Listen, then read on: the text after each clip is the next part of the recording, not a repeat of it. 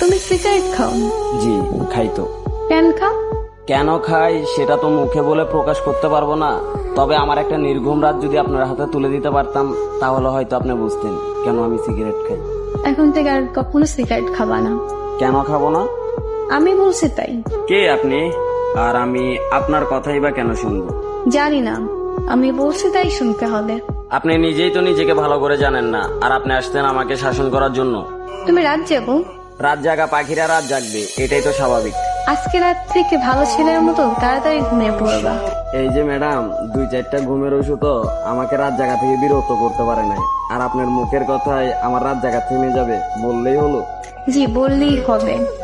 মুখের ওপর কথা বলবা, একদম মেরে সোজা বানিয়ে ফেলবো। আপনার কথা শুনে মনে হলো আমি একটা খেলার পুতুল, যেরকম নাচাবেন সেরকমই নাচবো। এত অবসর কেন তুমি? নিজেকে অগোছালো করে রাখতে ভালো লাগে তাই। নিজেকে গুছিয়ে রাখতে পারো না? যেখানে নিজের জীবনের প্রতি কোনো মায়া নেই সেখানে আর জীবনটা গুছিয়ে কি করবো? ও আচ্ছা, তুমি এত উৎসুক না কেন?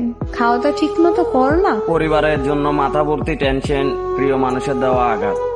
সকালের খানাটা ঘুমে ঘুমিয়ে চলে যায়, দুপুরের খানাটা বিকাল 5টায়, রাতের খানাটা রাত 3টায়।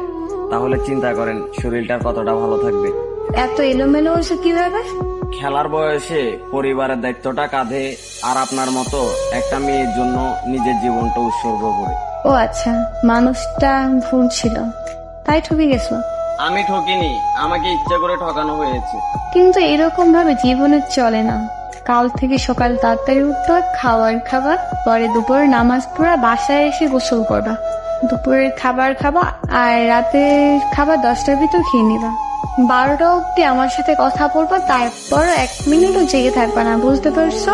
নির্ঘুম রাত, অনিয়মে খাওয়া আর অগোছালো জীবন, সেটা হয়তো আমি আর কখনোই চেঞ্জ করতে পারবো না। এভাবেই হয়তো চলতে থাকবে আমার জীবন গাড়ির চাকা।